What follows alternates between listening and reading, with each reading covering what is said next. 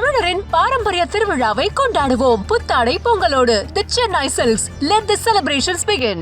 பௌத்தம் ஜெயினம் மிகப்பெரிய செல்வாக்கோடு இருந்தாங்க. இந்த மிடிவல் பீரியடில் இடைக்காலத்தில் தர்மசாஸ்திரங்கள் ஒரு ஆளுகை சட்ட நெறிகளாக மாறின பிறகு வேதத்தை ஏற்றுக்கொண்டவர்கள் தான் பேச முடியும். காலனிய காலத்திலையும் இன்னைக்கு இருக்கக்கூடிய இந்த குடியரசு காலத்திலையும் என்ன நடந்ததுன்னு சொன்னால், முதல்ல தேசிய உணர்ச்சின்னு நமக்கு ஒன்று எழுந்தது இல்லையா? அந்த தேசிய உணர்ச்சியினுடைய விளைவாக தான் இந்து மதம் அப்படிங்கிற ஒரு உணர்ச்சி எழுந்தது. இது உங்களுடைய கர்மா, இது இந்த பிறப்பில் நீங்கள் அடையக்கூடிய துன்பம், இதெல்லாம் உங்களுடைய கர்ம வினை பயன் அப்படின்னு சொல்லி உங்களுடைய சமூக அடுக்க இது புனிதப்படுது. இது இந்த வகையில் அது ஒரு மதமா செயல்படுது. இப்போ ஏன் வேத வேள்விகளை யார் ஏற்றுக்கிட்டாங்க அப்படின்னு சொன்னால், இப்போ வேத வேள்விகளை முதல்ல ஏற்றுக்கிட்டது மன்னர்கள் தான். பல்லியாக சாகாலை முதுகுடுமி பெருவழுதின்னு ஒரு மன்னர், பாண்டிய மன்னர். அதே போல் வேற சேர மன்னர்கள்ல, சோழ மன்னர்கள்ல இவங்க தான் இப்போ இந்த வேதிக் ரிச்சுவல்ஸ் ஏற்றுக்கிறாங்க. வேதிக்ங்கிறது ஒரு ரிலீஜியஸா அப்படின்னு சொன்னால் அது ரிலீஜியஸ் கிடையாது. எப்பயுமே வேள்விக்கும் வேதத்துக்கும் அதுக்கு ஒரு பொருளும் கிடையாது. இன்னைக்கு சமய வாழ்க்கையில எல்லாம் இந்த நாட்டோட இருக்கிற எல்லாரையும் இந்துக்கள் தான் சொல்றாங்க. நூற்றுக்கு அவங்களால வேள்விகளை வேதங்களை படிக்க முடியாது, அதை புரிஞ்சுக்க கூடாது அப்படின்னு சொல்றாங்க. அதுதான் தர்மசாஸ்திரம் விதித்தது. படிக்க கூடாதுன்னு சொல்றாங்க, ஆனா அதுல இருக்கிறத பின்பற்றணும், இல்ல அந்த ஸ்ட்ரக்சர் வேதத்துல இல்ல. தர்மசாஸ்திரங்கள்ல தான் இந்த வர்ண தர்மங்கள் இருக்கு. நீங்க பார்ப்பனரா எப்படி வாழணும், சத்திரியரா எப்படி வாழணும், வைசியரா எப்படி வாழணும், சூத்திரரா எப்படி வாழணும், இதுக்கு கட்டுப்பட்டவை தான் இந்த ஒரு மனிதரா எப்படி வாழணும் அப்படிங்கிறது. வைகுண்டர் நெறியில தொட்டு தான் நாம தடுவா. ஏன்னா நீங்க தொடக்கூடாதுன்னு சொல்றீங்களா, இதனால தொடறோம்.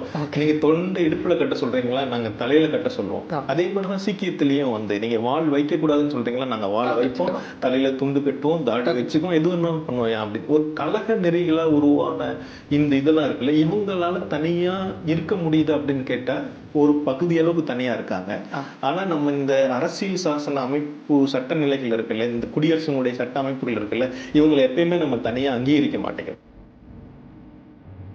ராமகிருஷ்ண மடம் தான் இன்னைக்கு நாடு முழுக்க பரவி இருக்கக்கூடிய ஒரே இந்து மத நிறுவனம். அது இந்த ஒரு 100 ஆண்டுகள்ல 150 ஆண்டுகள்ல வளர்ச்சி அடைந்த ஒரு நிறுவனம் தான். அவங்க தான் முதல்ல இந்து மதம்ங்கிற ஒரு உணர்ச்சியை ஏற்படுத்தினாங்க. அது தேசிய இயக்கத்தினுடைய ஒரு மூல ஊற்றாகவும் இருந்தது. நம்மளாம் இந்துஸ்தானத்தை சேர்ந்தவர்கள், இந்துக்கள், நம்ம இவ்வளவு பெருமை மிக்கவர்கள், ஏன் இவங்க அடிமைப்பட்டு கிடக்குறாங்க, இதுல இருந்து விடுதலை பெறணும். இப்ப நம்ம இப்போ ஒரு சோசியல் ஆர்டர் இருக்கு, ஒருத்தருக்கு மேல ஒருத்தர் கீழே அப்படின்றப்போ, நான் கீழே இருக்கிறத தாண்டி எனக்கு கீழே ஒருத்தர் இருக்காருன்றதே இதை ஹோல்ட் பண்ணுதுன்னு நம்ம எடுத்துக்கலாமே. அம்பேத்கர் இந்த அமைப்பை விமர்சிக்கும் பொழுது அது ரொம்ப முக்கியமான பிரச்சனையா சொல்றாரு. ஒரே நேரத்துல சாதி அமைப்பு எப்படி இயங்குது அப்படின்னு சொன்னா ஒரு குழுவா இயங்குது. தனக்குள்ளார முதல்ல ஒரு பாண்டிங், ஒரு இணைப்புடைய ஒரு குழுவா இயங்குது. அந்த குழு அதனால மட்டும் இயங்குறது இல்லை, அதுக்கு கீழேயும் மேலேயும் எண்ணற்ற குழுக்கள் இருக்கிறதுனால இயங்குது. இப்படி இருக்கிறதுனால என்னன்னா இந்த சமூகத்துல எந்த ஒரு பெரிய மாற்றங்களுமே நடக்க மாட்டேங்குது. ஒனிடா தமிழர்களுக்கு வணக்கம். இது சமயங்களின் அரசியல். நான் சந்தோஷ் தங்கம். இந்தியா, குறிப்பாக தமிழகத்தில் பல்வேறு சமயங்கள் இருந்துகிட்ருக்கு. இந்த சமயங்கள் குறித்த வரலாறுகளை பற்றி தெரிஞ்சிக்க வேண்டிய ஒரு அவசியம் இருக்குது. இதெல்லாம் பற்றி பேசுகிறதுக்காக தமிழ் ஆய்வாளர் காமராஜ் நம்மளோடு இணைஞ்சிருக்காரு. இது தொடர்பாக பல்வேறு ஆய்வுகள், கட்டுரைகள் தொடர்ச்சியாக சார்ந்து இயங்கிக்கிட்டு இருக்கவர். அவர்கிட்ட நம்ம தொடர்ச்சியாக பேச போகிறோம். வணக்கம் சார். வணக்கங்க. சமயங்களின் அரசியல், இப்படி ஒரு தலைப்பில் விவாதிக்க வேண்டிய அவசியம் என்ன அப்படின்னு நினைக்கிறீங்க? நம்ம அரசியல் அப்படிங்கிற வார்த்தையை எப்படி பயன்படுத்துகிறோன்னா, அவன் அரசியல் பண்ணுறான், என்கிட்ட அரசியல் பண்ணாத, அந்த மாதிரி ஒரு கான்டெக்ஸ்டில் அதாவது என்னை ஏமாத்தாத, அல்ல நீ ஏமாற்றிட்டுருக்க அப்படிங்கிறதுக்காக தான் அந்த சொல்லை பாவிக்கிறோம். சாதாரணமாக அரசியல் அப்படிங்கிறது சாக்கடை, இந்த மாதிரி பல கான்டெக்ஸ்ட்லேயும் கூட அது ஒரு கெட்ட அர்த்தத்தில் பயன்படுத்துகிறோம். ஆனால் உண்மையாலுமே அரசியல் அப்படிப்பட்டதா அப்படின்னா இல்லை. அந்த சொல்லை புரிஞ்சுக்கிறதுல நமக்கு சிரமம் இருக்குதுன்னு எனக்கு நம்ம தோணுது. அரசியல் அப்படிங்கிறது என்னென்னா, நம்முடைய அன்றாட வாழ்க்கையில் நலன்கள், ஒவ்வொருத்தருடைய நலன், அல்லது ஒரு சமூகத்தோட நலன், அல்லது சமூகங்களுடைய நலன், நம்ம எதை நோக்கி போயிட்டுருக்கோம் அப்படிங்கிற கேள்வி. நமக்கு எல்லா வசதிகளும் கிடைக்குதா, இன்னொருத்தருக்கு அந்த வசதிகள் கிடைக்குதா இல்லையா, அப்படிங்கிற இந்த மாதிரியான ஒரு கேள்வி. இப்போ பைப்பை திறந்தோடனே தண்ணி வருதா இல்லையா, ஒருத்தருக்கு ஏன் 24 மணி நேரம் தண்ணி வருது, ஏன் ஒருத்தருக்கு 2 மணி நேரம் தான் தண்ணி வருது, ஒருத்தருக்கு ஏன் அவர் வீட்டில் பைப்பே இல்லை, அவர் வந்து தெருவில் வந்து தண்ணி பிடிக்க வேண்டியது இருக்குது. இப்படியான கேள்விகள் இருக்குது இல்லையா? இதுதான் வந்து அரசியல் அப்படிங்கிறது. ஒரு சமூகத்தில் நிலவக்கூடிய நலன்கள், வளங்கள், இதையெல்லாம் பகிர்ந்து கொள்வது பற்றிய பிரச்சனை தான் அரசியல் அப்படிங்கிறது. அந்த ஆங்கில சொல் பாலிட்டி அப்படிங்கிறது, பாலிட்டிக்ஸ் அப்படின்னு பயன்படுத்தக்கூடிய சொல் வந்து ஒரு கிரேக்க சொல். பாலி அப்படிங்கிறது வந்து சமூகம் தான் அர்த்தம், குழுமம் அப்படின்னு தான் அர்த்தம். ஒரு இனக்குழுவுடைய ஒரு கிளைக்கோ அந்த அவங்களுக்கு பயன்படுத்தக்கூடியதான் பாலி அப்படிங்கிறது, குழுவாக இருக்கிறது அப்படிங்கிறது அதனுடைய பொருள். அந்த குழுவுக்குள்ளார எல்லாவற்றையும் எவ்வாறு பகிர்ந்து கொள்கிறார்கள் அப்படிங்கிறது பற்றின பிரச்சனை தான் பாலிட்டிக்ஸ். பாலியோட பிரச்சனை தான் பாலிட்டிக்ஸ். எல்லாரும் சேர்ந்து வாழ்வது பற்றிய பிரச்சனை தான் பாலிட்டிக்ஸ். இந்த சேர்ந்து வாழுதல் அப்படிங்கிறது பற்றின பிரச்சனை தான் அரசியல் அப்படின்னு எடுத்துக்கிட்டோம்னா, நம்ம பல்வேறு விதங்களில் வந்து சேர்ந்து வாழ்கிறதுக்கு முயற்சி பண்ணுறோம். வந்து ஒரு நாடா, தேசமா, இப்படிலாம் சேர்ந்து வாழ்வதற்கு முயற்சி செய்வது போல தான் சமயமாக சேர்ந்து வாழ்கிறதுக்கு, சமய குழுக்கள் வழியாக நம்ம சேர்ந்து வாழ்கிறது, நம்மெல்லாம் மனிதர்கள், நம்மெல்லாம் சமமானவங்க அப்படிங்கிற மாதிரி சேர்ந்து வாழ்கிறதுக்கு முயற்சி பண்ணுறோம். சமயக்குழு அப்படிங்கிறது, ஒரு சமயம் அப்படிங்கிறது தான் வந்து மனிதர்களை ஒன்றிணைக்கிறதுக்கான ஒரு வழிகளில் ஒன்றா வந்து கண்டுபிடிச்சாங்க மனிதர்கள். ஆமாம், ரொம்ப வந்து அந்த இனங்கள், இனக்குழுக்கள், ஒரு குறிப்பிட்ட வட்டத்தில் இருக்கிறவங்க இவங்களெல்லாம் கடந்து ஒருத்தரை வந்து எல்லாரையும் பொதுவாக அழைத்து கொள்வதற்காக ஒரு கண்டுபிடிச்ச வந்து ஆரம்பகால கருவிகளில் ஒன்று வந்து இந்த சமயம் அப்படிங்கிற ஒன்றும் கூட. எல்லாரும் இன்னொன்று வந்து எல்லா மதங்கள்லையுமே என்னென்னா, நம்ம எப்படி மனித தன்மையை அடையிறது அப்படிங்கிறது அதனுடைய மிக முக்கியமான பிரச்சனை. முக்தி, விடுதலை அப்படிங்கிறது ஏறக்குறைய சமயங்கள் எல்லாத்துலேயும் முக்தியாக இருக்கலாம், இல்லை சால்வேஷனாக இருக்கலாம், ஏதோ ஒரு பெயர்களில் வந்து நம்ம வந்து முழு மனிதத்தன்மையை அடையிறது அப்படிங்கிறது அதனுடைய முக்கியமான பிரச்சனை வந்துட்டு. அதனால தான் வந்து அது மட்டும் இல்லாமல் ஏறக்குறைய இன்னைக்கு வாழ்க்கையில் பார்க்க போனால் எல்லா இடங்கள்லேயும் ஏதோ ஒரு வகையில் சமயங்களும் சமய நம்பிக்கைகளும் சமய சடங்குகளும் நிறைஞ்சிருக்கு. நம்ம இந்த வீதியில் இறங்கி நடந்தோம்னா தெரியும், ஏதாவது ஒரு இடத்துல பிள்ளையார் இருப்பார், அந்த பக்கம் மாரியம்மன் கோயில் இருக்கும், ஒரு இடத்துல பாட்டு பாடிட்டு இருப்பாங்க. இப்படி எல்லா விதத்துலேயும் நிறைஞ்சிருக்கிற ஒன்று தானே. அதனால் இதை பற்றி நம்ம பேசணும். இதை பற்றி பேசுறது அப்படிங்கிறது நம்முடைய வாழ்க்கையை நம்ம வந்து எவ்வளவு திருத்தமாக அமைத்து கொள்கிறோம், நம்முடைய தேவைகளை நம்ம எவ்வாறு நிறைவேற்றி கொள்ள முடியுது அப்படிங்கிறதுக்காக தான் வந்து இந்த சமயங்களின் அரசியல் அப்படிங்கிறத, குறிப்பாக அரசியல் அப்படிங்கிறத பேசணும். சமயங்களை பற்றி ஆழமாக புரிந்து கொள்வதற்கு அது எந்த அளவுக்கு நம் வாழ்க்கைக்கு தேவை, அதை எவ்வாறு நாம் திருத்தி அமைத்து கொள்ளணும், எப்படி அதை ஒழுங்குபடுத்தணும் அப்படிங்கிறதுக்காக தான் நம்ம இந்த சமயங்களின் அரசியலை பற்றி பேச இருக்கின்றோம். ஓகே, நீங்கள் ஆரம்பத்தில் இது டாபிக் வெளியே போனாலும் இதை நான் சொல்ல வேண்டிய ஒரு இது இருக்குது. நீங்கள் சொல்கிறீங்க இந்த சமயங்கள் அப்படின்றது அதோட தொடக்கமோ இல்லை அதோட நோக்கமோ ஒரு ஒன்றிணைந்து இருக்கணும் அப்படின்றதுக்கானது. ஆனால் அந்த நோக்கத்துக்காக தான், அந்த நோக்கத்தின்படி தான் இன்றும் இருக்கா அப்படின்ற ஒரு பெரிய கேள்வியுமே வந்துட்டு தான் இருக்கு. சமயம் அப்படி வந்து ஒன்றிணைந்து இருக்கிறதுக்காக தான் தோன்றுச்சு அப்படின்னு சொன்னாலும், ஆனால் இந்த மனிதகுல வரலாற்றில் சமயங்களின் பேரால் நடந்த வன்முறைகள், பிரிவினைகள் இதுதான் அதிகமும் கூட. இதை தாண்டி வேற பெரிய வரலாறுல அதுவும் நம்ம வந்து கவனத்தில் எடுத்துக்க வேண்டிய ஒன்று தான். எல்லா சமயவாதிகளும் எல்லா சமயத்தை சேர்ந்தவர்களும் அதை பற்றி ஆழ்ந்து சிந்தித்து பார்க்கணும். கண்டிப்பாக. ஸோ இந்த சமயங்கள் அரசியல் அப்படின்னு ஒரு விஷயத்தை எடுக்கும்போது முதல்ல இந்து மதம் பற்றி பேசலாம் அப்படின்ற ஒரு இது வந்தது. அதற்கான காரணம் என்ன அப்படின்னு நினைக்கிறீங்க? இந்து மதம் பற்றி பேசுறதுக்கான காரணம் வந்து, இப்போ நம்ம வந்து இந்தியாவில் வாழ்கிறோம். இந்தியாவில் வாழக்கூடியவர்கள் எல்லாருக்கும் இருக்கக்கூடிய ஒரு பிரச்சனை இன்னைக்கு வந்து அரசியல் இதில், அதாவது பாலிடிக்ஸில், எவ்ரிடே பாலிடிக்ஸில், பார்ட்டி பாலிடிக்ஸ்லேயே அது வந்து பெரிய இன்ஃப்ளூயன்ஸ் பண்ணுது. இது மட்டும் இல்லாமல் வந்து இந்தியாவில் வந்து தொடர்ச்சியாக வந்து சமகால அரசியலில், சமகால சமூக வாழ்க்கையில் வந்து 2 விதமான நேர் எதிரான போக்குகள் இருக்குது. இந்து மதத்தை கடுமையாக விமர்சிக்கக்கூடிய ஒரு போக்கு வந்து இந்து சமுதாயம்னு சொல்லப்படுற இந்த ஒழுங்குக்குள்ளாகவே இருந்து வந்தவர்கள் தான். குறிப்பாக பார்ப்பனர் அல்லாதவர்கள் மத்தியிலிருந்து தோன்றின பல தலைவர்கள். அவங்க வந்து இறை நம்பிக்கை உடையவர்களாக இருக்கலாம், இறை நம்பிக்கை இல்லாதவர்களாக இருக்கலாம்.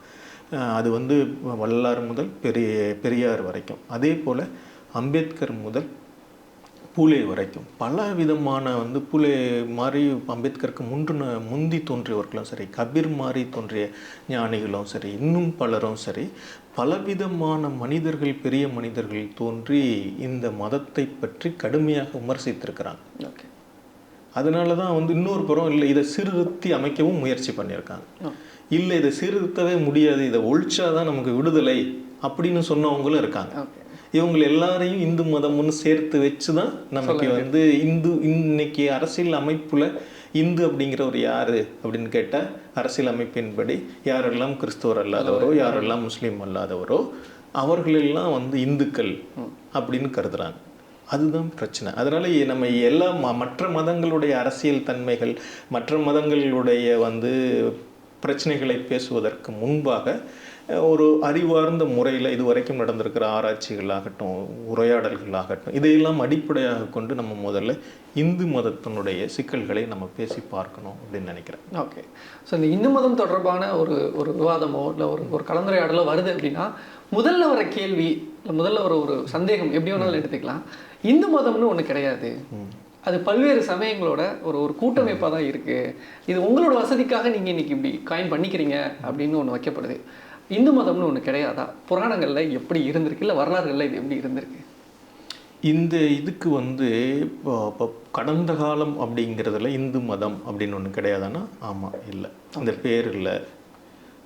இந்து அப்படிங்கிற பெயர் வந்து ரொம்ப சமீப காலத்தது. இந்த கடந்த 2 நூற்றாண்டுகளாக தான் இந்த எல்லாருக்கும் சேர்ந்து சைவம், வைணவம், இன்னும் பிற வழிபாட்டு முறைகள், எண்ணற்ற கல்ட் குரூப்ஸ் அல்லது வந்து சில வந்து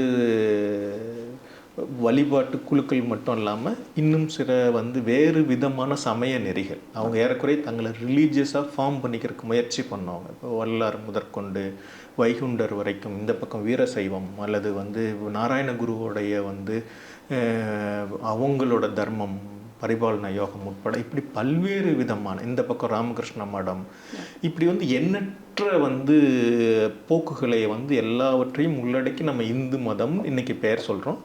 ஏறக்குறைய பாப்புலர் சென்ஸில் பொதுமக்கள் மனப்பாங்கில் நம்ம எல்லாரும் ஒரு இந்துக்கள் தான் போல அப்படிங்கிற ஒரு எண்ணமும் இருக்குது. இது வந்து இந்த 50 ஆண்டு காலமாக இந்த குடியரசு உருவாக்கப்பட்ட பிறகு 70 ஆண்டு காலத்தில் உருவாக்கப்பட்டிருக்கிற ஒரு நிலை, ஒரு சட்டப்பூர்வமான நிலை. அதே போல் வந்து பொது மனப்பாங்கும் அப்படி இருக்குது வந்துட்டு. ஆனால் கடந்த காலத்தில் அப்படி இல்லை.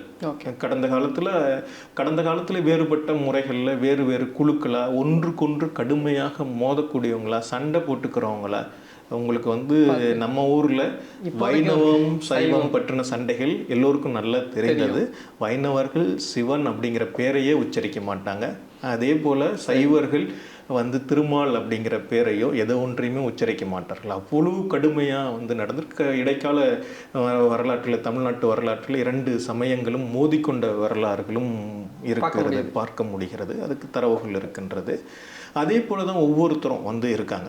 அதனால் இது ஒரே இதெல்லாம் அப்படி இருந்தாலும் கூட இவங்க வந்து இந்து மதம் அப்படிங்கிற ஒரு உணர்ச்சி அல்லது வந்து இல்லை பழைய இதில் வந்து வைதிக தர்மம், சனாதன தர்மம், இந்த மாதிரியான பேர்கள் எல்லாரும் இந்த மாதிரி பல பேர்களை பயன்படுத்தினா கூட இதுக்கு எல்லாத்துக்கும் வந்து ஒரு பொதுவான தன்மை வந்து கடந்த காலத்துலேயும் கூட இருக்குது அப்படின்னு சொன்னால் அது வந்து வர்ண தர்ம கோட்பாடு தான்.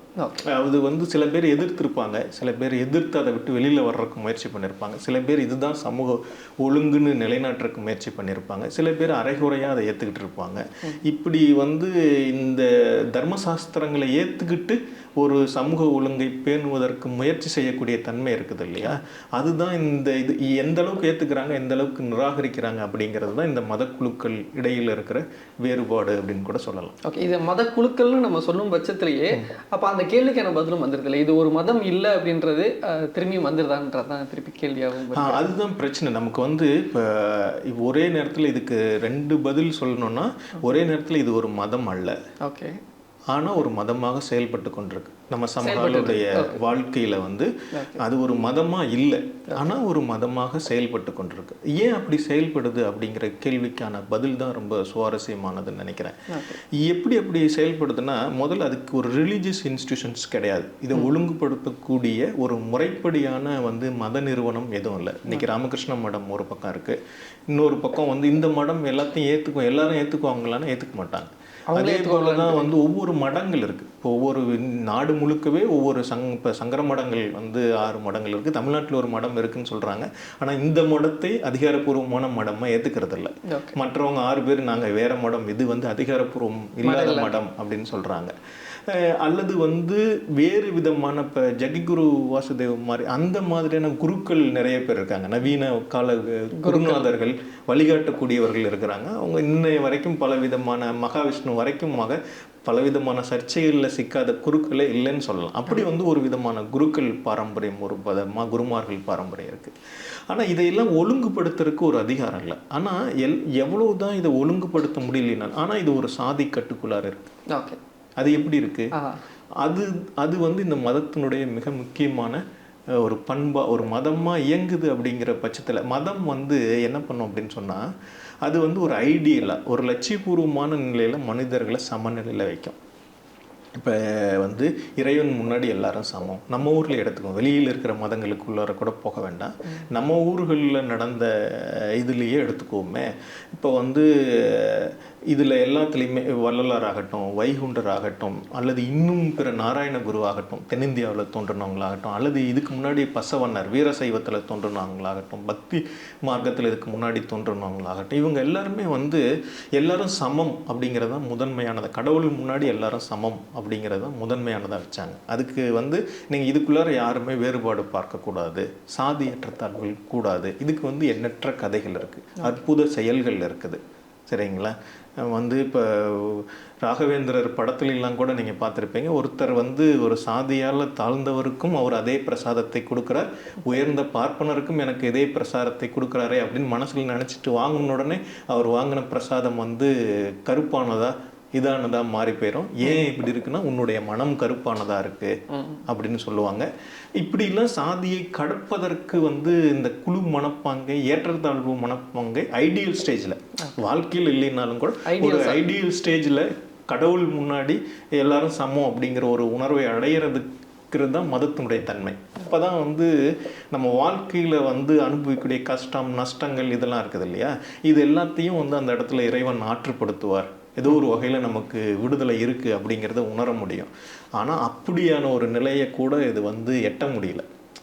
இதனால் ஒரு ஒரு மதம் அப்படிங்கிற மனிதர்களை ஆற்றணும், மனிதர்களுடைய துன்பங்களை ஆற்றணும், ஒரு லட்சியபூர்வமான நிலையில், கற்பனையான நிலையில் மனிதர்களுடைய துன்பத்தை ஆற்றணும் அப்படிங்கிற நிலையை கூட எட்டி பிடிக்க முடியல. ஆனால் இது வந்து இன்னொரு பக்கம் இதெல்லாம் வந்து மனிதர்களை இந்த அசமத்துவ நிலையை ஏற்றுக்க வைக்குது. ஓகே, இது வந்து உங்களுடைய கர்மா அப்படின்னு சொல்லக்கூடிய வார்த்தை, கர்மா அப்படிங்கிறது இன்றைக்கி உலகம் முழுவதுமான ஒரு சொல்லாக மாறிட்டது. இது வந்து இந்த பிறப்பில் நீங்கள் அடையக்கூடிய துன்பம் இதெல்லாம் வந்து உங்களுடைய கர்ம வினை பயன் அப்படின்னு சொல்லி உங்களுடைய சமூக அடுக்கை வந்து இது புனிதப்படுத்துது. இது இந்த வகையில் அது ஒரு மதமாக செயல்படுது. மற்ற இது வந்து இதுக்கு முன்னாடியும் சரி, நவீன காலத்திற்கு முன்னாடியும் சரி, நவீன காலத்துலேயும் சரி, இந்து மதம் பற்றின கூர்மையான விமர்சகர்கள் அது எப்படி ஒரு மதமாக, ஒரு ஒடுக்குமுறை கருவியாக செயல்படுது. ஒரு மதம் ஒரே நேரத்தில் மனிதனுக்கு விடுதலை தரக்கூடியதாக உரிமை கோரிக்கொள்கிறது, ஆனால் யதார்த்தத்தில் மனிதர்களை இருக்கிற நிலையில் ஆற்றுப்படுத்துறதுக்கு முயற்சி பண்ணுது. ஆனால் இது ஆற்றுப்படுத்துறத விட இன்னும் ஒரு படி முன்னே போய் இருக்கிற நிலையிலேயே வந்து அவர் இந்த நிலை தான் உனக்கு விதிக்கப்பட்டிருக்கு, நீ இந்த நிலையில் வாழ்ந்து தான் தீரணும், இந்த துன்பங்களை நீ ஏற்றுக்கொள்ளதான் திறனும், இந்த சமூக அடுக்கை நீ ஒப்புக்கொண்டு வாழ்ந்தால்தான் நீ ஒரு இந்துவா இருக்க முடியும். சொல்றதை தாண்டி அதை அவங்க ஏற்றுக்கக்கூடிய ஒரு நிலைமையிலையுமே வச்சிருக்காங்க. அதை வந்து ஒரு இதாக செய்கிறாங்க. அதுக்கு பிறகு கர்ம வினை கோட்பாடுன்னு சொல்கிறாங்க, இறைவன் விதித்ததுன்னு சொல்கிறாங்க. இது வந்து பலவிதமான லேயரில் ஒர்க் ஆகுது.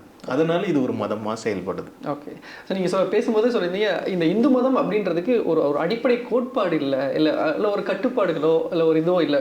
இது எதன் அடிப்படையில் இருக்கு? இப்போது தர்மசாஸ்திரங்களா இல்லை இப்போ வேதங்களா புராணங்களா, எதன் அடிப்படையில் இது இப்படி ரன் ஆகிட்டு இருக்கு அப்படின்னு ஒரு பெரிய கேள்வி. இது 2 காலகட்டங்கள் 2 விதமாக இயங்குதுன்னு சொல்லலாம். முதல்ல வந்து இந்த நவீன கால அரசுக்கு முன்னாடி, தேச அரசுக்கு இல்லை இந்த காலனி அரசியலுக்கு முன்னாடியான காலகட்டத்தை எடுத்துக்கோமே. அப்போ வந்து இது எப்படி ஒரு மதமாக இயங்குச்சு, இல்லை எல்லாரையும் வேறுபட்ட குழுவினர், உண்மையாலுமே வேத வேள்விகளை ஏற்றுக்காத பல பேர் இருந்தாங்க, வேள்வி முறைகளை ஏற்றுக்கொள்ளாத பல பேர். இப்போ சைவர்கள், வைணவர்கள், இவங்க யாருமே வேத வேள்விகளை ஏற்றுக்கிடாது. சப்த மரபினர், தாய் தெய்வங்களை கும்பிட்டவங்க, அம்மன்கள், மற்றவங்களை வந்து வழிபட்டவங்க, இவங்க யாருமே வேத வேள்விகளை ஏற்றுக்கொண்டவர்களே கிடையாது. உண்மையாலுமே இந்து மதம் அப்படின்னு சொல்றதுக்குள்ளார வேதங்களுக்கும் வேள்விகளுக்கும் எந்த சம்மந்தமும் இல்லை. அது வந்து எந்த இடத்துலையுமே எவ்ரிடே லைஃப்ல வேள்வி இருக்கான்னு கேட்டால் கிடையாது. இந்த வேதங்களுக்கு ஏதாவது ஒரு சம்பந்தம் இருக்கான்னு கேட்டால் கிடையாது. அதில் இருக்கிற கடவுள்கள் வர்ணன், இந்திரன், இவங்கெல்லாம் இன்னைக்கு வந்து எந்த சம்பந்தமுமே இல்லை. உஜ்ஜயை அப்படின்னு சொல்லக்கூடிய காளையை வந்து வணங்கக்கூடிய தெய்வம், காளை வேலையை வணங்கக்கூடிய, இந்த மாதிரி எந்த தெய்வங்களுக்குமே நம்முடைய அன்றாட வாழ்க்கை. ஆனால் இந்து மதத்துக்கான நூல்கள் வந்து வேத நூல்கள் தான். அதுதான் வந்து ஆதாரம்னு சொல்றோம் இல்லையா? அது வந்து ஒரு நவீன கற்பிதம், இந்த காலத்தில் ஏற்பட்ட ஒன்று. அதுக்கு முன்னாடி என்ன நடந்துச்சுன்னு சொன்னால், தர்மசாஸ்திரங்கள் வந்தது இல்லையா? மிடிவல் ஏஜ் முழுக்க, மிடிவல் அல்லது ஏன்சியன்ட் பீரியடில் ஒரு குறிப்பிட்ட காலம் வரைக்கும், அதுக்கு முன்னாடி பௌத்தம், ஜெயினம் மிகப்பெரிய செல்வாக்கோடு இருந்தாங்க. அந்த மிடிவல் பீரியடில் வந்து இடைக்காலத்தில் வந்து தர்மசாஸ்திரங்கள் வந்து ஒரு ஆளுகை சட்டமாக, சட்ட நெறிகளாக மாறின பிறகு வேதத்தை ஏற்றுக்கொண்டவர்கள் தான் பேச முடியும். தர்மசாஸ்திரங்களை ஏற்றுக்கொண்டவர்களுக்கு தான் பேசுறதுக்கு வந்து இப்போ இடம் இருக்குது அப்படின்னு சொன்னோன்னே எல்லாரும் பொய்யாக வேணும் வந்து ஏற்றுக்கிட்டாங்க.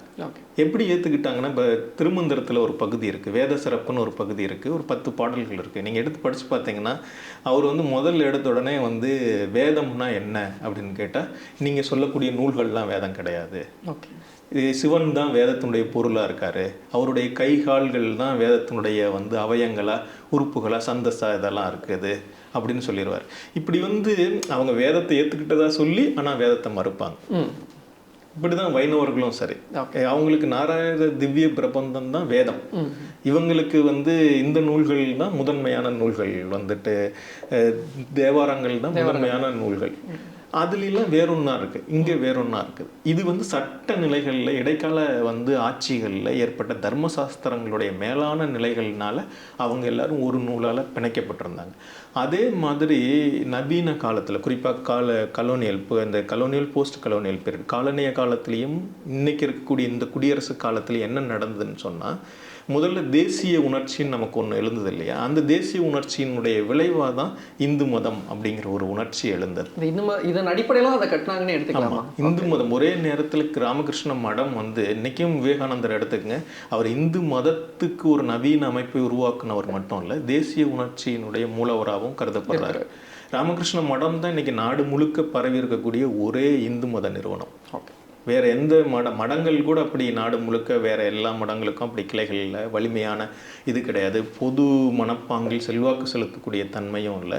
ஆனால் ராமகிருஷ்ண மடம் தான் அத்தகைய ஒரு தன்மையில் இருக்குது. அது வந்து இந்த ஒரு 100 ஆண்டுகளில் 150 ஆண்டுகளில் வளர்ச்சி அடைந்த ஒரு நிறுவனம் தான். அவங்க தான் முதல்ல இந்து மதம்ங்கிற ஒரு உணர்ச்சியை ஏற்படுத்தினாங்க. அது தேசிய இயக்கத்தினுடைய ஒரு மூல ஊற்றாகவும் இருந்தது. நம்மளாம் இந்துஸ்தானத்தை சேர்ந்தவர்கள், இந்துக்கள், நம்ம இவ்வளோ பெருமை மிக்கவர்கள், ஏன் இவங்க அடிமைப்பட்டு கிடக்கிறோம், இதிலிருந்து விடுதலை பெறணும். தேசிய உணர்ச்சியை சேர்ந்த இன்னைக்கு வந்து இப்போ டிஎம்பி மகாதேவன் சென்னை பல்கலைக்கழகத்தை சேர்ந்த ஒரு பெரிய பேராசிரியர், கடந்த காலத்தில் அத்வைதத்தினுடைய சிறப்பு பேராசிரியரும் கூட, சிறப்பு நிபுணத்துவம் பெற்ற பேராசிரியரும் கூட, அவர் இந்து மதம், இந்து சமய தத்துவம்னு ஒரு புத்தகம் வந்து எழுதியிருக்காரு. இப்பயும் பாடநூல் கழகம் அந்த புத்தகத்தை விற்பனை செய்து அவங்க வெளியிட்டிருக்காங்க.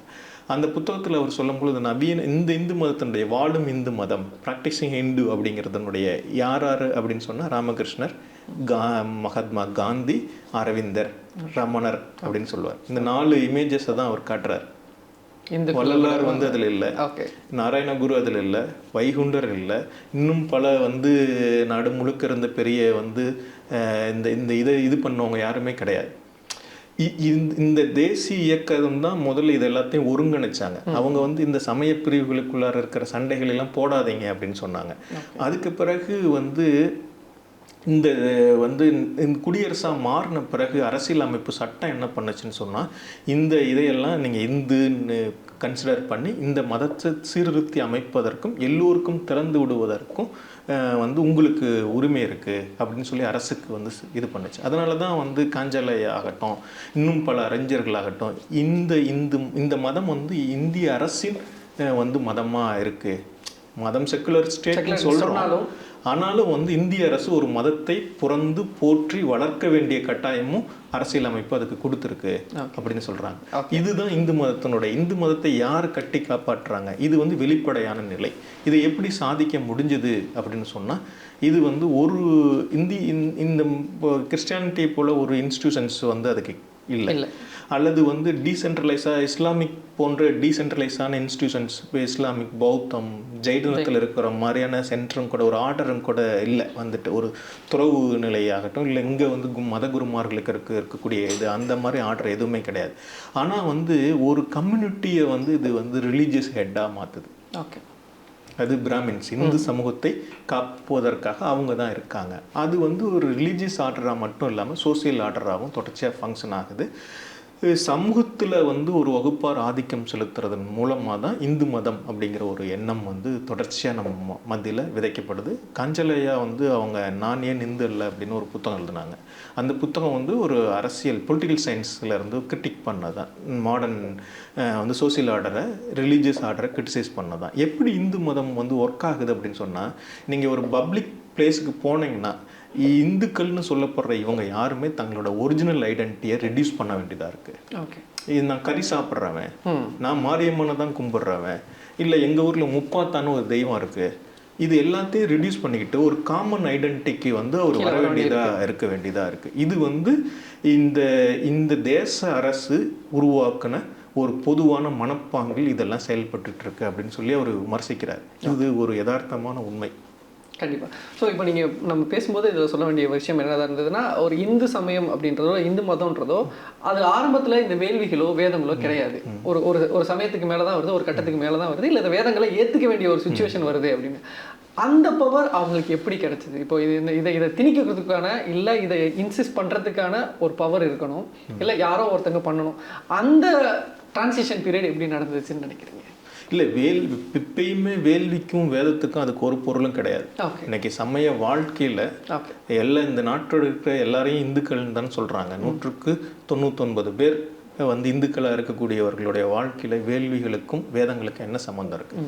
அவங்களால வேள்விகளை வேதங்களை படிக்க முடியாது, அதை புரிஞ்சிக்க கூடாது அப்படின்னு சொல்கிறாங்க. அதுதான் தர்மசாஸ்திரம் விதித்தது. படிக்கக்கூடாதுன்னு சொல்கிறாங்க, ஆனால் அதில் இருக்கிறத பின்பற்றணும், இல்லை அந்த ஸ்ட்ரக்சர் பின்பற்றணும்னு சொல்கிறாங்க. ஸ்ட்ரக்சர் வந்து வேதத்தில் இல்லை, தர்மசாஸ்திரங்களில் தான் இந்த வர்ண தர்மங்கள் இருக்குது. வந்துட்டு அதில் வந்து 3 விதமான தர்மங்கள் இருக்குது. வர்ண தர்மங்கள் இருக்குது, ஆசிரம தர்மங்கள், அதாவது வாழ்க்கை நிலையில் ஒவ்வொருத்தர் இளைஞர்கள் என்ன செய்யணும், வயசானவங்க என்ன செய்யணும் அப்படின்னு வந்து இந்த மாதிரி வாழ்க்கை நிலைகளில் பின்பற்றக்கூடிய ஆசிரம தர்மங்கள் இருக்குது. அதுக்கப்புறம் பொதுவான தர்மங்கள், சாதாரண தர்மங்கள் அப்படின்னு சொல்லி எல்லோரும் பின்பற்றக்கூடியது இருக்குது. ஆனால் இந்த வாழ்க்கை ஆசிரம தர்மங்களும் சாதாரண தர்மங்களும் வர்ண தர்மங்களுக்கு கட்டுப்பட்டவை. ஓகே, நீங்கள் பார்ப்பனராக எப்படி வாழணும், சத்திரியராக எப்படி வாழணும், வந்து வைசியரா எப்படி வாழணும், சூத்திரரா எப்படி வாழணும், இதுக்கு கட்டுப்பட்டவை தான் இந்த ஒரு மனிதரா எப்படி வாழணும் அப்படிங்கிறது. நீங்க வந்து நான் முதல்ல மனுஷன் அப்படின்னு சொல்றோம்ல, அப்படி இல்லை. நீ முதல்ல வந்து என்னவாக இருக்கிறாய் அப்படிங்கிறது வந்து இந்து மதம் அப்படின்னு சொல்லக்கூடிய இன்னைக்கு சொல்லப்படுறதுலையும் கூட பொதுவா இருக்கு. இதுக்கு எதிரான குரல்கள் இதுக்குள்ளார இருக்கா அப்படின்னு கேட்டா இருக்கு. ஆனா அதையெல்லாம் இந்து மதத்தினுடைய அம்சங்களை அவங்க எடுத்துக்கிறது இல்லை. எப்பயாவது நீங்க இந்த நேர்காணல்களை பார்க்குறவங்களும் சரி அல்லது உங்களுக்கும் சரி, எப்பயாவது இந்து மதத்தினுடைய தலைவர்கள் இவங்க தான், இந்து மதத்தினுடைய ஆன்மீக குருக்கள் இவங்க தான் அப்படின்னு சொல்லி இந்த வர்ண சாதி தர்மங்களை கடுமையாக விமர்சித்தவங்க நவீன காலத்திலேயே கூட சரி. இப்போ வந்து வள்ளலார் இருக்கார், இந்த பக்கம் வந்து நாராயணகுரு இருக்கார். அவரை இன்னைக்கு இவங்க தான் வந்து இந்து மதத்தினுடைய முகங்கள், இவங்க சொல்றதை பின்பற்றுங்க அப்படின்னு இன்னைக்காவது சொல்லியிருக்காங்களா? இல்லை, கடுமையாக விமர்சனம் பண்ணியிருக்கார். இதெல்லாம் கற்பனைகள் அப்படின்னு சொல்லியிருக்காரு. இதெல்லாம் வந்து பித்து நிலைகள் அப்படின்னு வந்து இவர்களை ஏற்றுக்காததுன்றது. இப்போ அவங்க ஒரு விஷயத்தை இதெல்லாம் பித்து நிலை, இதெல்லாம் வந்து இல்லை அப்படின்னு சொல்லும் பட்சத்தில் அதை ஏற்றுக்கலைன்னா அப்போ அதன் அடிப்படையில் தான் இது இயங்குதுன்னே எடுத்துக்கலாமா? இப்போ இந்த மதம் எடுத்துக்கலாமா? இது நான் முன்னாடியே சொன்ன மாதிரி ஒரு இந்த ஒழுங்குல வந்து மத தலைமை நிலையை வந்து ஒரு வகுப்பாருக்கு கொடுக்குறாங்க. ஓகே, அது யதார்த்தத்தில் எல்லா இடத்துலையும் இருக்கா? இல்லை, எல்லாருக்கும் வந்து அதுலேயும் வந்து படிநிலைகளை உருவாக்கிடுறாங்க வந்து. ஆனால் இவர் தான் உயர்ந்தவர்கள் அப்படிங்கிறது அதனோட மீனிங். ரிலீஜியஸ் வந்து ஹெட் அப்படிங்கிறது அவங்க தான் உயர்ந்தவங்க அப்படின்னு எல்லாரும் ஏற்றுக்கணுங்கிறது தான் அதனோட பொருள். மற்றபடிக்கு அதுக்கு மீனிங் எதுவும் கிடையாது. அவங்க வந்து இந்த எல்லாத்தையும் ஒரே இணைச்சு ஒரே மாதிரி எல்லாரையும் சமமாக ஆக்கணுங்கிறது அவங்க நோக்கம் இல்லை. அவங்க இந்த சமூக படிநிலையை பேணுவது தான் தங்களுடைய நோக்கம். இதுதான் உலகத்துக்கே நாம் வழங்கின கொடை, இதை தான் வந்து எல்லாரும் எல்லாரும் பின்பற்றணும், உலகத்துக்கு இதுதான் நம்ம கொடுக்கக்கூடியது அப்படின்னு பேசுறாங்க. சங்கராச்சாரியர்கள் எல்லாரும் இதை தான் பேசுறாங்க. இந்து மதத்தினுடைய அதிகாரப்பூர்வமான தலைவர்கள் அப்படின்னு சொல்றவங்க எல்லாரும் இதை தான் பேசுறாங்க. என்ன நீங்க இப்ப இதையே வந்து வேற மதங்கள்ல இப்படி ஏதாவது தவறுகள் நடக்குது, இது வந்து இந்த சமூக படிநிலையை ஒழிக்கிறது தான் அவங்களுடைய லட்சியம் சொல்லிட்டு இருக்காங்க மற்ற எல்லா இதுலயும். இங்க வந்து அப்படி சமூக படிநிலைகளையும் பிறப்பின் அடிப்படையில் நிரந்தரமானது அப்படின்னு சொல்லக்கூடியதையும் ஒழிக்கிறது எங்களுடைய கடமை அப்படின்னு சொன்னவங்க இருந்தாங்க, இல்லைன்னுலாம் நான் சொல்ல மாட்டேன். அப்படி இருந்தவங்க எல்லாம் இந்த மதத்தினுடைய கர்த்தர்களாக, இந்த மதத்தை வழிநடத்தக்கூடியவங்களாக, மகான்களாக இவங்க சும்மா பேச்சுக்கு ஏற்றுக்குவாங்க இல்லையே, உண்மையான நிலைமையில ஏற்றுக்கிறது இல்லை. இப்போ வந்து வள்ளலாரை பின்பற்றுறவங்க ஒரு தரப்பினர் இருக்காங்க, வந்து இப்போ நாராயண குருவை பின்பற்றக்கூடியவங்களும் இருக்காங்க. எல்லா சமய இதையும் பின்பற்றக்கூடிய இந்த சாதிகளை ஒரு காலத்தில் மறுத்து வந்து உருவான பெரிய நிறுவனங்கள் இருக்கு. உண்மையான அவங்களாம் மதங்கள் தான், அவங்களாம் இந்த மதத்தினுடைய உட்பிரிவுகள் இல்லை. இதை கடுமையாக விமர்சித்து தான் அவங்க வந்து அந்த அந்த தர்மங்களையே உருவாக்குறாங்க. வள்ளலார் உருவாக்கின சன்மார்க்கம் அப்படிங்கிறது, சுத்த சன்மார்க்கம் அப்படிங்கிறது இதிலிருந்து வெளியில போறது, அதுவே தனியான ஒரு ஆர்டரை உடையது தான், ஒரு ஒழுங்கை உடையது தான் வந்துட்டு. ஆனா அது அப்படி உருவாகலை. அதே போல தான் வந்து வைகுண்டர், அவங்க ஏதோ அறக்குறையா ஒரு அமைப்பாக இருக்காங்க, இருந்தாலும் அவங்களும் இந்து மதத்தினுடைய பிரிவினர்னு சொல்கிறாங்க. இன்னும் ஆனால் அதிலிருந்து வெளியேற முடியல. இல்லை மற்றவர்களும் கூட கபீர் பந்த் ஆகட்டும், இப்போ கபீர் பந்த் வடக்கெல்லாம் கபீர் பந்த் இருக்காங்க, மற்றவங்க நிறைய வந்து வேறு வேறு பிரிவினர் இருக்காங்க. அவங்க எல்லாமே ஒரு கூட்டமாக, ஒரு சமூகமாக, ஒரு மத குழுவாக வந்து தங்களை தனித்துவமானவங்களை நிறுவிக்கிட்டு தங்களுக்குள்ளார எந்த வேறுபாடுகளும் இல்லைன்னு. இப்போ சீக்கியம் அந்த மாதிரி ஒரு பெரிய இதுதான், கால்சாவாகட்டும் மற்றதாகட்டும், தங்களுக்குள்ளார எந்த விதமான வேறுபாடுகளும் வந்து தொடுதல், தீண்டாமை இப்படிலாம் இருக்கக்கூடாது அப்படிங்கிறதுக்காகவே சில ப்ராக்டிசஸை கொண்டு வந்தாங்க. இப்போ வைகுண்டர் நெறியில தொட்டு தான் வந்து நாமத்தை இடுவாங்க. ஏன்னா நீங்க தொடக்கூடாதுன்னு சொல்றீங்களா, அதனால தொடறோம். நீங்க தொண்டை இடுப்புல கட்ட சொல்றீங்களா, நாங்க தலையில கட்ட சொல்லுவோம். அதே மாதிரிதான் சீக்கியத்திலையும் வந்து நீங்க வாள் வைக்க கூடாதுன்னு சொல்றீங்களா, நாங்க வாழை வைப்போம், தலையில துண்டு கட்டுவோம், தாடி வச்சுக்குவோம், எது வேணாலும் பண்ணுவோம் அப்படின்னு ஒரு கழக நெறிகளா உருவான இந்த இதெல்லாம் இருக்குல்ல, இவங்களால தனியா இருக்க முடியுது அப்படின்னு கேட்டா ஒரு பகுதி அளவுக்கு தனியா இருக்காங்க. ஆனா நம்ம இந்த அரசியல் சாசன அமைப்பு சட்ட நிலைகள் இருக்குல்ல, இந்த குடியரசனுடைய சட்ட அமைப்புகள் இருக்குல்ல, இவங்களை எப்பயுமே நம்ம தனியா அங்கீகரிக்க மாட்டேங்கிறோம். இப்ப சமீபத்துல கூட பௌத்தத்தை வந்து அவங்க என்ன பண்றாங்கன்னா, பௌத்தத்துல வந்து அவங்க ஒரு கோரிக்கை விடுத்திருக்காங்க, எங்களுக்கு வந்து இந்த சட்ட இதுக்குள்ளார இந்து சட்டங்கள் இருக்கு இல்லையா, குடும்ப இந்த பர்சனல் லாஸ் இருக்கு இல்லையா, அதிலிருந்து எங்களுக்கு விடுதலை கொடுங்க, நாங்க வந்து தனியான சமய நெறிக்காரங்க, எங்களுக்கு தனியான ஒரு பர்சனல் லாஸை வந்து உருவாக்குங்க அப்படின்னு சொல்றாங்க. ஆனா இது வரைக்கும் நம்ம செய்யல. சீக்கியர்களை வந்து அவங்க சண்டை போட்டு தான் நாங்க இந்து மதம் அல்ல அப்படின்னு வந்து 80களில் தான் வந்து தங்களை விடுவிச்சுக்கிட்டாங்க. இது வந்து பழைய காலத்துல மட்டும் இல்லாம இந்த காலத்திலயுமே வந்து தொடர்ச்சியா சிக்கல்களா தான் இருக்கு. இந்து மதம் ஆனா ஒரு பாப்புலர் கன்சென்ஸை உருவாக்கியிருக்காங்களா அப்படின்னு கேட்டா உருவாக்கியிருக்காங்க. இதனால எல்லாம் வந்து ஒரு பொதுமக்கள் இசைவை வந்து உருவாக்கி நம்ம எல்லாம் இந்துக்கள் அப்படிங்கிற உணர்ச்சி எங்க உருவாக்குறாங்கன்னு சொன்னா ரெண்டு விஷயத்துல வந்து உருவாக்குறாங்க. ஒன்று வந்து அவுட் சைடராக சில பேரை கன்சிடர் பண்றாங்க. கிறிஸ்டியன், முஸ்லீம் அவங்க அவுட் சைடர், அவங்க வந்து விதேசிகள் அப்படின்னு கருதுறாங்க, தங்கள் எல்லாம் சுதேசிகள்.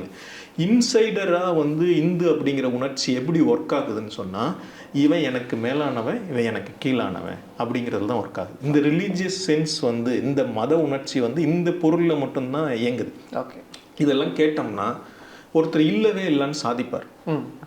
இப்போ ஒருத்தர் யாராவது இந்த பிரச்சனை இருக்கு, எங்ககிட்ட இப்படியான பிரச்சனைகள் இருக்கு அப்படின்னு சொல்லி ஒத்துக்கிட்டா தானே அதை சரி பண்ண முடியும். இல்லவே இல்லை அப்படின்னு சாதிப்பாங்க ஒரு தரப்பார். இதெல்லாம் வந்து எங்ககிட்ட அப்படி ஒண்ணுமே இல்லை, நீங்க தப்பா புரிஞ்சுக்கிட்டு இருக்கீங்க அப்படின்னு ஒரு தரப்பார் வந்து சாதிப்பாங்க. இப்போ துஷ்யந்த் ஸ்ரீதர் மாதிரியான ஒரு மனிதர்கள் வந்து உபன்யாசகர்களா இருக்கிறவங்க ஒரு தரப்பார் அப்படி சாதிப்பாங்க. இன்னொரு வகையான உபன்யாசகர்கள் என்ன பண்ணுவாங்கன்னா, இதுதான் தர்மம் விதித்திருக்கிறது, இதை நீங்க பின்பற்றியே தான் தீரணும், இதுக்கு வந்து வேற எதுவுமே கிடையாது, இவ்வளவு உன்னதமான தர்மத்தை நீங்க ஏன் பின்பற்ற மாட்டேங்கிறீங்க. அதை வந்து இப்ப ரங்கராஜன் மாதிரி வந்து ஒருத்தர் வந்து சொல்லுவார், ரங்கராஜன் நரசிம்மன் மாதிரி. இன்னும் இந்த மாதிரியான மனிதர்கள் காலந்தோறும் இப்படி ரெண்டு வகையான மனிதர்கள் இருக்க தான் செஞ்சாங்க. இப்போ காந்தி எடுத்துக்கிட்டிங்கன்னா, காந்தி ஒரே வேளையில் சாதி இது வந்து இருக்கணும், ஆனால் தீண்டாமை தான் கெட்டது, அதனால தீண்டாமையை மட்டும் நீக்கிட்டா போதும் அப்படின்னு சொல்கிறாங்க. இப்போ இந்த புத்தகத்தை வந்து டிஎம்பி மகாதேவன் எழுதும் பொழுது 55 இந்த புத்தகம் ஆங்கிலத்தில் மறுபதிப்பாகுது, 65 தான் தமிழில் வருது, 64. நீங்கள் இந்த புத்தகம் இந்து சமயத்தை பற்றி விளக்கக்கூடிய ஒரு அதிகாரப்பூர்வமான அறிஞர் எழுதியிருக்கக்கூடிய புத்தகத்திலேயே கூட அவர் சாதி அமைப்பை கடுமையாக விமர்சிக்கலாம் இல்லை, அது ஒரு நல்ல அமைப்பு தான் அப்படின்னு தான் சொல்கிறாரு. அவர் சொல்லியிருக்கிற வார்த்தையே வந்து நான் இன்னைக்கு காலையில் படிக்கும்போது எனக்கு இன்ட்ரெஸ்டிங்காக இருந்தது. அவர் என்ன சொல்கிறாருன்னா, இந்த வந்து சுமூகமாக இயங்குகிற ஒரு நல்ல சாதி அமைப்பாக ஒரு சமுதாயம் அமையுமாயின் நிச்சயமாக அதனால் குழப்பமின்றி அமைதியாக வாழ இயலும். ஓகே, கீழே இருக்கிறவங்க கழகம் விளைவிச்சா அது பிரச்சனை, அவன் அமைதியா இருந்தா இருக்க முடியும். ஏன் இப்படி ஒரு ரிலீஜியஸ் ஆர்டர் வந்து நம்ம கிட்ட இருக்கு அப்படின்னு சொன்னா, இந்த சோசியல் ஆர்டர்னால தான் இந்த ரிலீஜியஸ் ஆர்டர் கண்டினியூ ஆகுது. சோசியல் ஆர்டரை தொடர்ச்சியா ரீப்ரொடக்ஷன் பண்ணிக்கிட்டே இருக்கும். ஓகே ஓகே, நான் இதுல இருந்து புரிஞ்சிக்க முடியாத ஒரு விஷயத்த சொல்றேன். இப்போ நம்ம இப்போ ஒரு சோஷியல் ஆர்டர் இருக்கு, ஒருத்தருக்கு மேல ஒருத்தர் கீழே அப்படின்றப்போ, நான் கீழே இருக்கிறத தாண்டி எனக்கு கீழே ஒருத்தர் இருக்காருன்றதே இதை வந்து ஹோல்ட் பண்ணுதுன்னு நம்ம எடுத்துக்கலாமா இந்த விஷயத்தை? ஓகே, ஆமா ஆமா, அதுதான் வந்து முக்கியமான இதில் இருக்கக்கூடிய பிரச்சனை. அம்பேத்கர் வந்து இந்த அமைப்பை விமர்சிக்கும் பொழுது அது ரொம்ப முக்கியமான பிரச்சனையாக சொல்கிறாரு. ஒரே நேரத்தில் வந்து சாதி அமைப்பு எப்படி இயங்குது அப்படின்னு சொன்னால் ஒரு குழுவாக இயங்குது. தனக்குள்ளார வந்து முதல்ல ஒரு பாண்டிங், ஒரு இணைப்புடைய ஒரு குழுவாக இயங்குது. அந்த குழு அதனால் மட்டும் இயங்குறதில்ல, அதுக்கு கீழேயும் மேலேயும் எண்ணற்ற குழுக்கள் இருக்கிறதுனால இயங்குது. இப்படி இருக்கிறதுனால என்னன்னா இந்த சமூகத்தில் எந்த ஒரு பெரிய மாற்றங்களுமே நடக்க மாட்டேங்குது. அது அப்படியே ஒரு மாற்றங்கள் எல்லாமே இந்த படிநிலைக்கு உட்பட்டதா நடந்துகிட்டு இருக்கு அப்படின்னு சுட்டி காட்டினார். கண்டிப்பாக. ஸோ இந்தியாவில் பல்வேறு மதங்கள் இருந்திருக்கு. இதுக்கு முன்னாடி சமணமாக இருக்கட்டும், ஜைனமாக இருக்கட்டும், இது பௌத்தம் இருந்திருக்கு.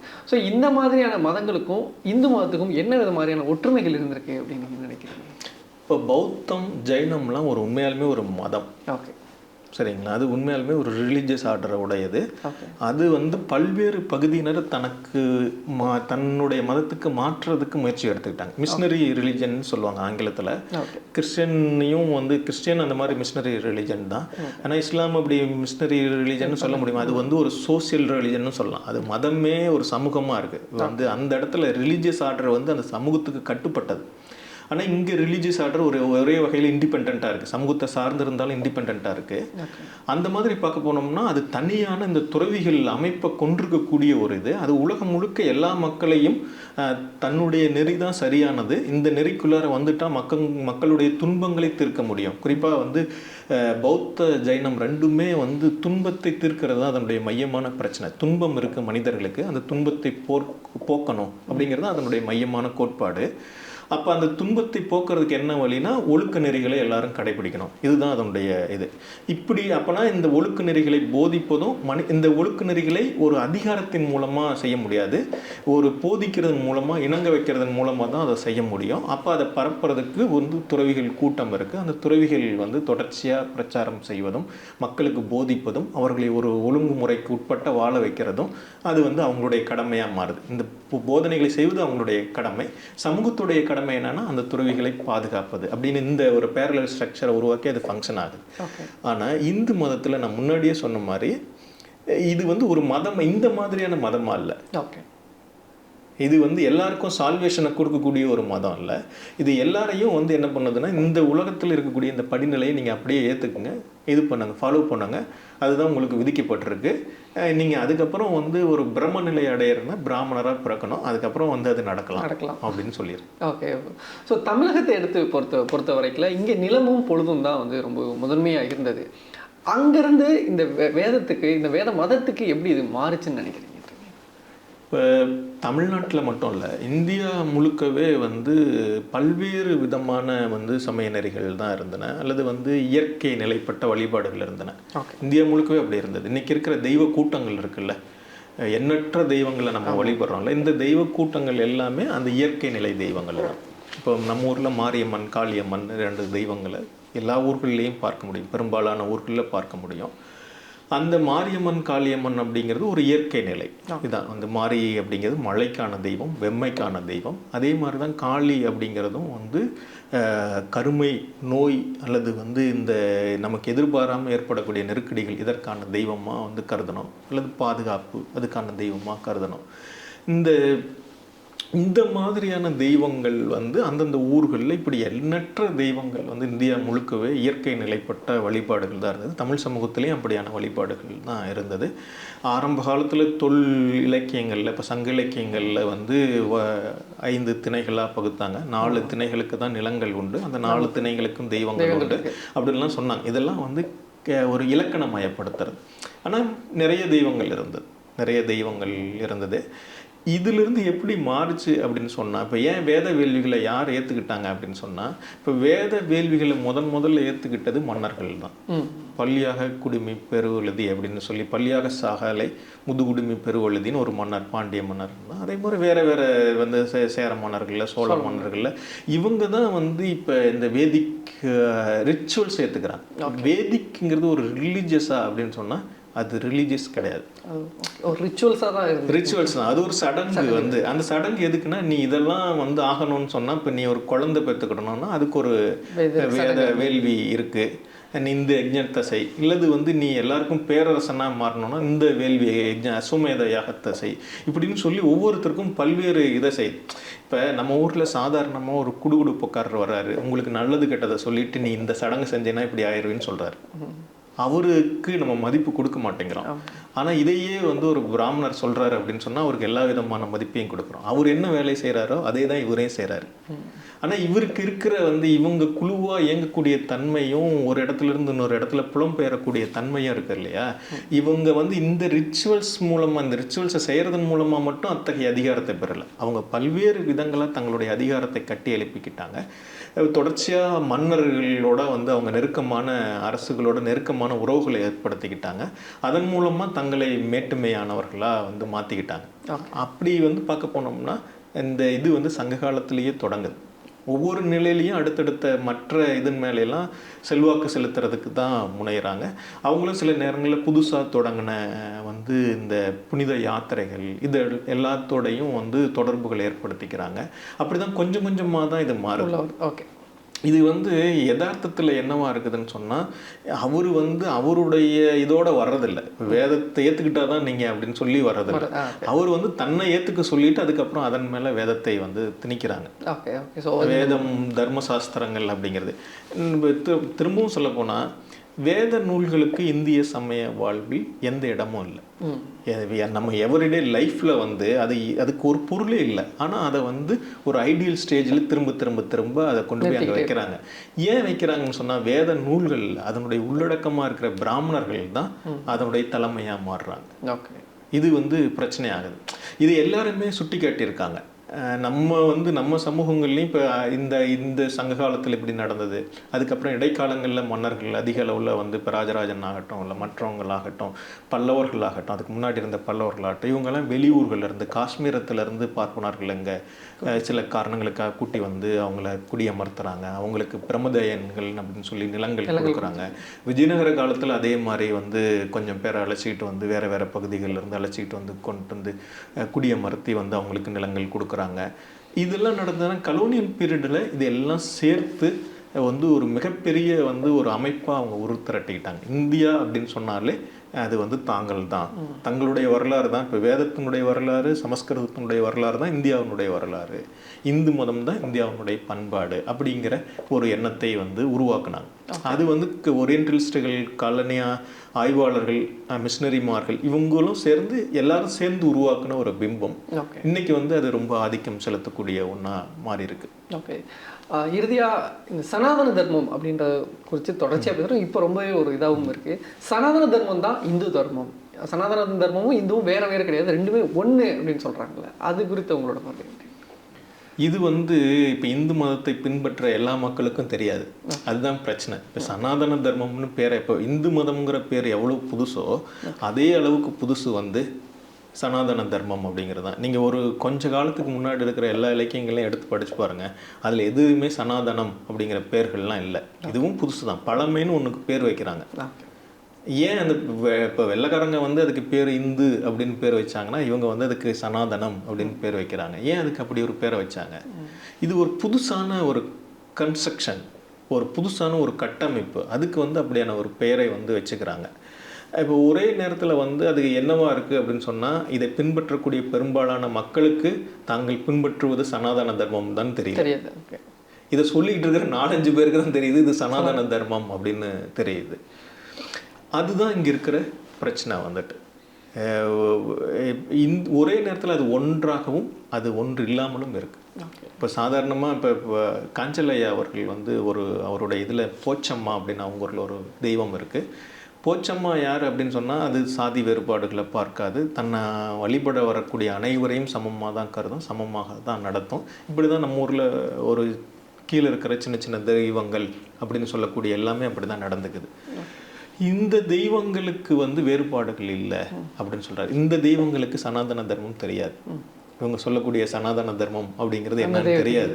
ஆனால் இவங்க சொல்லக்கூடிய இதுக்கு வந்து உள்ளொன்று வைத்து புறம் ஒன்று பேசுகிற, ஒரே நேரத்தில் இவங்க சனாதன தர்மத்தில் வர்ண தர்மங்களே கிடையாது அப்படின்னு அடித்து சத்தியம் பண்ணுறாங்க. அதே எதுவும் இருக்கவும் செய்யுது.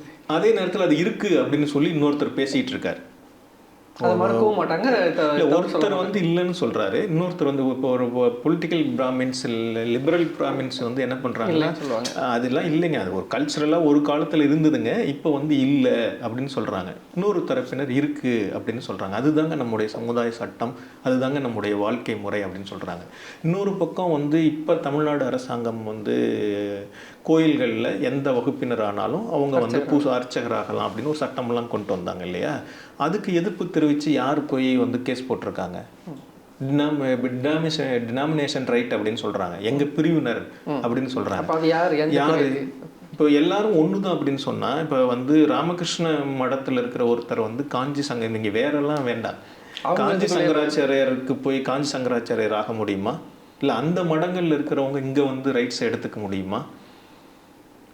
இந்த ரிலீஜியஸ் இன்ஸ்டியூஷன் இது வந்து பப்ளிக் இன்ஸ்டியூஷன்ஸ் தானே, இந்த இதை மேனேஜ் பண்ணுறதில்ல. இவங்க இதுக்கே பல வழக்குகளில் போய் வந்து நீதிமன்றங்களில் நாங்கள் டினாமினேஷன், நாங்கள் ஒரு தனி பிரிவினர் அப்படின்னு உரிமை கோர்றாங்க. ஒவ்வொருத்தரும் இப்போ குருமார்களாக இருக்கக்கூடியவங்க, ஒவ்வொரு தனியான சமய வழிபாட்டு கோஷ்டிகளாக இருக்கிறவங்க ஒவ்வொருத்தரும் போய் நீதிமன்றங்களில் சொத்து சம்மந்தமான வழக்குகளோ மற்றொருத்தரோ யாராவது போய் ஒரு வழக்கு போடும் பொழுது இல்லைங்க நாங்கள் தனி டினாமினேஷன், எங்களுக்கு இந்த இதெல்லாம் பொருந்தாது அப்படின்னு சொல்கிறாங்க. இதுதான் அங்கே இருக்கக்கூடிய வந்து பிரச்சனையோ அப்படின்னு தோணுது. இந்த சனாதன தர்மம் அப்படின்னு ஒரே நேரத்தில் இப்போ இவங்க வந்து விமர்சிக்கிறவங்க சாதி வந்து வேறுபாடுகளை ஒழிக்கணும், அதனால் நாங்கள் அதை ஒழிக்கணும்னு நினைக்கிறோம் அப்படின்னு சொல்கிறாங்க. ஆதரிக்கிறவங்க அப்படி வெளிப்படையாக சொல்ல மாட்டேங்கிறாங்க. இப்போ வந்து சமீபத்தில் வந்து ஒரு 2-3 நாளைக்கு முன்னாடி பினராயி விஜயன் வந்து நாராயணகுரு அவங்களோட விழாவில் கலந்துக்கிட்டு, நாராயணகுருவை நீங்கள் வந்து சனாதன தர்மி அப்படின்னு சொல்கிறீங்க, இது ரொம்ப மோசமானது, அவர் சனாதன தர்மத்துக்கு எதிராக இருந்தவர், அவர் வந்து நாராயணகுரு ஒரே மதம் ஒரே தெய்வம் அப்படின்னு சொன்னவர், ஒரே மனிதர்கள் எல்லாம் சமம், மனிதர்கள் ஒன்றே மனிதர்கள், தெய்வமும் ஒன்று தான், எல்லா மதமும் ஒன்று தான் அப்படின்னு சொன்னவர், அவரை போய் மத சிமிலுக்குள்ளார அடைக்க நினைக்கிறீங்களே, இது நியாயமானு கேட்டார். உடனே வந்து இன்னைக்கு ஜெகதீப் தன்கர் பேசினதை ஒரு இதை பார்த்தேன், வந்துட்டு இவர் வந்து நீங்கள் சரியாக புரிஞ்சிக்கல, நாராயணகுருவையும் சரியாக புரிஞ்சுக்கிடல, அவர் அதை சொல்லலை, ஆனால் அந்த பேரை சொல்லாமல் அவர் பேசியிருக்காரு, ஒரு விழாவில் பேசும்போது சொல்லியிருக்காரு, இந்த நாட்டில் வந்து சனாதன தர்மம் பற்றி ஒரு வெறுப்பு நிலவுகிறது, நீங்கள் வந்து அதை தவறாக புரிஞ்சுக்கிட்டு இருக்கீங்க, அது வந்து வசுதெய்வ குடும்பகம் அப்படி இப்படின்லாம் சொல்லுது அப்படின்லாம் சொல்கிறாங்க, எல்லாரையும் ஒன்றா நினைக்கிறேன், அவரும் அதுதானே சொல்கிறாரு.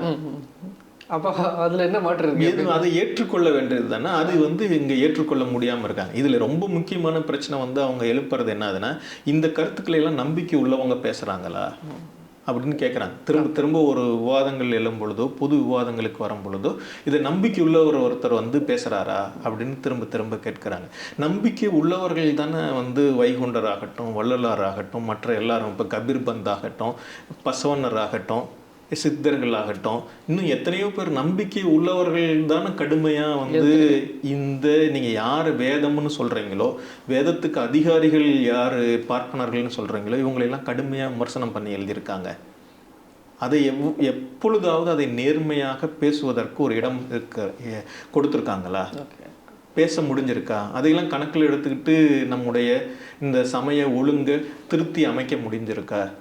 இன்னைக்கு இருக்கக்கூடிய இதில் இவ்வளோ கால மாற்றம் ஆயிட்டு எல்லாரும் மாறி வந்துட்டாங்க, எல்லோரும் வந்து அவங்க விரும்பக்கூடிய தெய்வங்களை வழிபடுறதுக்கு உரிமை இருக்குது, எல்லோரும் வந்து பூசாரிகள் ஆகலாம் அப்படின்னு சொன்னால் அது கூடாது, நீங்கள் வந்து சில பிரிவினர் தான் அதுக்கு உரிமையுடையவர்கள்னு நமக்கு சாஸ்திரங்கள் சொல்லுது. அந்த சாஸ்திரங்கள் எங்கே இருக்குது அப்படின்னு கேட்டால் நீங்கள் எந்த சாஸ்திரமும் காட்ட மாட்டேங்கிறேன், ஆகமங்கள் இருக்குதுன்னு தான் சொல்கிறீங்களே ஒழிய எந்த ஆகமங்களையும் காட்ட மாட்டேங்கிறீங்க.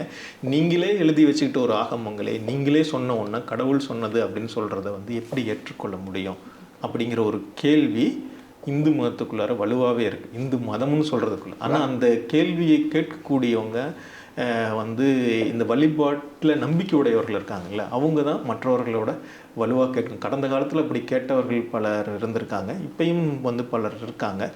இன்னும் வந்து சாதாரண மக்கள் இருக்காங்கல்ல, அவங்க அந்த கேள்விகளை வலிமையாக கேட்டால்தான் இந்த இது இருக்க முடியும் அப்படின்னு நினைக்கிறேன். ஓகே. ஸோ இந்து மதம்ன்றது ஒரு பெரிய டாபிக். அந்த இதில் இருக்கக்கூடிய அதோட வரலாறுகள், அதோட சிக்கல்கள்லாம் எங்கள்கிட்ட வந்து பகிர்ந்துக்கிட்டதுக்கு நன்றி. தொடர்ச்சியாக அடுத்தடுத்த மதங்கள் குறித்த இதே மாதிரியான விவாதத்தை தொடருவோம். மிக்க மகிழ்ச்சி. நன்றி. நன்றி. தமிழரின் பாரம்பரிய திருவிழாவை கொண்டாடுவோம் புத்தாடை பொங்கலோடு. The Chennai Silks. Let the celebrations begin.